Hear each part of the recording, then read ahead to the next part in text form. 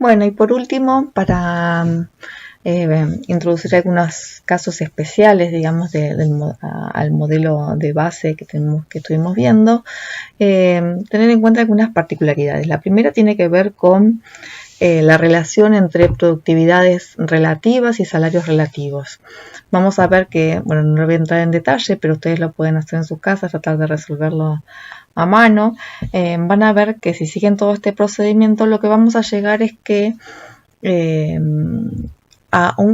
digamos, partiendo de la misma condición de equilibrio del mercado de trabajo, ¿sí? Donde el salario es igual al valor de la productividad marginal, y haciendo algún tipo de despeje, que se los dejo hacer en sus casas, vamos a encontrar que la misma condición nos va a decir que los salarios relativos entre, por ejemplo, Argentina y China, que es lo que venimos viendo, va a tener que ser comparado con las productividades relativas de producir el bien Y en Argentina y en China, si es las productividades relativas del trabajo en el bien, para producir el bien Y en China y Argentina, y también comparándolo con las productividades relativas de producir el bien X, o digamos en este caso sería soja o celulares, de acuerdo a las productividades relativas del trabajo en Argentina y en China.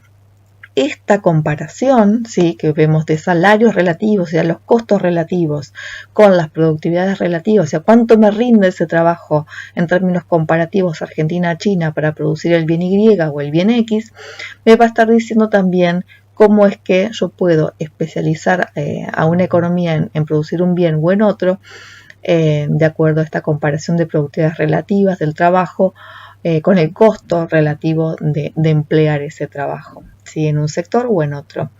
Esta condición se aplica más que nada cuando veamos el caso de N bienes, que es lo que vamos a ver ahora, y como conclusiones lo que vamos a ver es que la economía más productiva, ¿sí?, va a presentar de cierta manera salarios más altos. Veamos el caso donde tenemos más países, ¿sí? Antes trabajábamos solamente con dos economías y dos bienes, aquí vamos a seguir trabajando con dos bienes, pero con tres economías. Por supuesto, esto es escalable a M países, ¿sí? Como pusimos ahí. Entonces, ¿cuál va a ser el criterio que yo voy a aplicar para decidir cuál de estas ABC economías producen X o Y? Y lo vamos a hacer de la misma manera que lo hicimos antes, y vamos a analizar los costos de oportunidad de producir X en vez de Y en cada una de estas tres economías, ¿sí? Obviamente estos ratios son estos valores que tenemos acá, ¿sí? Estos son los costos de oportunidad de producir X en vez de Y, o mejor dicho, Y en vez de X, porque están puestos al revés, ¿sí? En las economías A, B y C. Y lo que vamos a ver justamente es que el costo de oportunidad de producir Y en vez de X es menor en el país A que en el país C y en el B, ¿sí? Eso nos va a dar un criterio de cómo vamos a repartir la producción mundial de estos dos bienes. Y no les puse el gráfico acá, pero lo que van a ver es que si ustedes hacen el gráfico, esa oferta relativa que van a graficar va a tener un escalón más, ¿sí? Y que por lo tanto en el tramo, en cualquier tramo que corte, ¿sí?, la demanda relativa mundial, va a estar dando un equilibrio de especialización incompleta. ¿Por qué especialización incompleta en este caso? Porque al menos una de estas economías va a estar produciendo dos bienes, o también llamamos especialización incompleta cuando dos economías van a estar produciendo al menos el mismo bien. O sea, esas son situaciones de especialización incompleta, o sea, situaciones donde no se cumple que cada país va a especializarse en la producción de un bien único y que lo va a comercializar por el resto de los bienes del mundo. El caso de N bienes, que bueno, justamente lo que vamos a hacer en este caso es aplicar la regla de comparar productividades relativas de producir el bien 1, el bien 2, el bien N, ¿sí? La productividad relativa del trabajo en mi economía en relación con la economía del resto del mundo. Una vez que yo haga este ranking de productividades relativas por bien y comparando la productividad del trabajo en mi economía y en el resto del mundo, lo voy a comparar con el salario de equilibrio relativo de mi economía respecto del salario de China, por ejemplo, que es el caso que venimos viendo. Entonces, este salario relativo va a ser el punto de corte en definir qué productos va a producir China, que son los que van a estar acá a la izquierda, y qué productos va a producir Argentina, los que están a la derecha, ¿sí? ¿Por qué?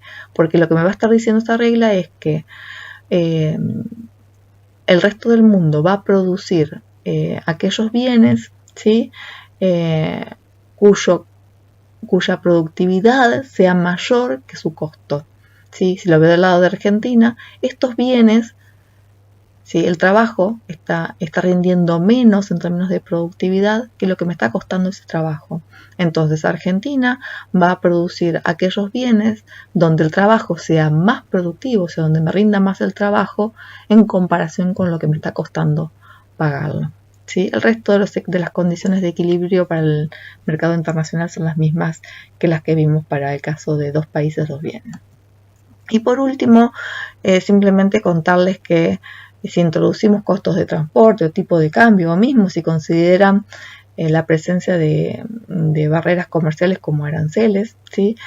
Puede que el patrón de comercio cambie, porque pueden cambiar los precios relativos como no, ¿sí? Cuando consideramos el tipo de cambio se aplica tanto para bienes de exportación como para bienes de importación. Entonces, en este caso sería simplemente estar multiplicando por un factor este salario relativo y de consecuencia no estaría alterando de manera considerable el patrón de comercio. Lo mismo con respecto al costo de transporte.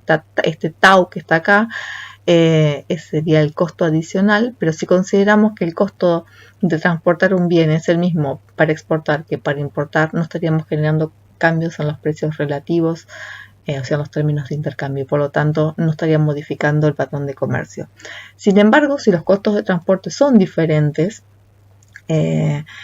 o si consideramos, por ejemplo, aranceles que pueden ser diferentes entre productos y entre países, bueno, podemos estar teniendo situaciones donde los precios relativos se estén modificando y es justamente en forma artificial, porque estamos introduciendo, por ejemplo, barreras comerciales, y ese cambio artificial de las barreras comerciales generan cambios en los precios relativos y por lo tanto pueden alterar el patrón de comercio natural, ¿sí? que basado simplemente en este modelo por la tecnología, por la productividad del trabajo.